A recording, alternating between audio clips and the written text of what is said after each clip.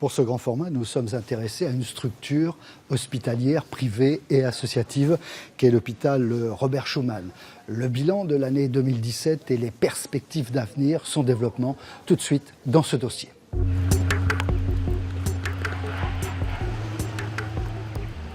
Implanté sur l'agglomération messine, le centre hospitalier régional de Mercy. L'établissement public le plus important de Moselle avec ses 775 lits, 5780 personnes et 17 blocs. À quelques kilomètres seulement, l'hôpital privé associatif à but non lucratif Robert Schuman, qui s'inscrit dans la continuité d'unification des établissements privés de Metz et regroupe ainsi de nombreuses activités médicales et chirurgicales. C'est l'un des principaux employeurs privés de la région avec 1900 salariés. Déjà, les hôpitaux privés de Metz, c'est effectivement 3 sites historiques qui ont quasiment 130 ans, le site Belle-Île, Saint-André et Sainte-Blandine. Et l'objectif, c'est toujours d'assurer les meilleurs soins pour les patients. Pour assurer des soins de qualité, il y a deux choses primordiales. La qualité des médecins, donc il faut avoir des grosses équipes pour pouvoir effectivement attirer les meilleurs praticiens. Et la deuxième chose, il faut investir énormément. Et en général, dans la santé, il faut multiplier les prix par 2 ou 3.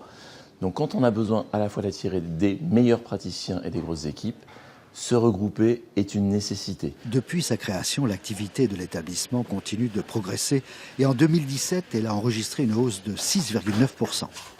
Donc, bonjour madame, donc, on se voit suite à l'intervention et est-ce que ça va bien? Très bien. Voilà. Merci beaucoup. Quant aux salles chirurgicales, 16 sont opérationnelles. Ici, comme dans le public, mais avec moins de difficultés en raison de l'attractivité des revenus, certains postes d'anesthésistes et de radiologues ne sont pas pourvus.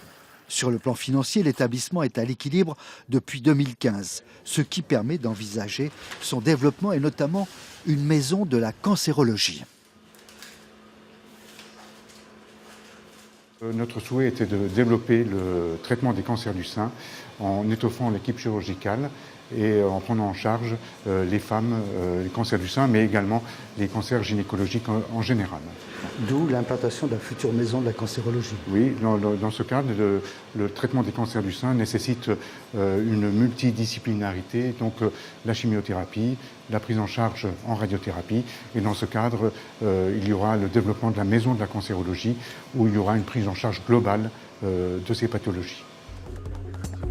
La maison de la cancérologie, un espace consacré à une pathologie spécialisée avec un cheminement pour les patients sur un seul parcours. Depuis la première visite en oncologie jusqu'aux soins palliatifs. Ouverture prévue 2020.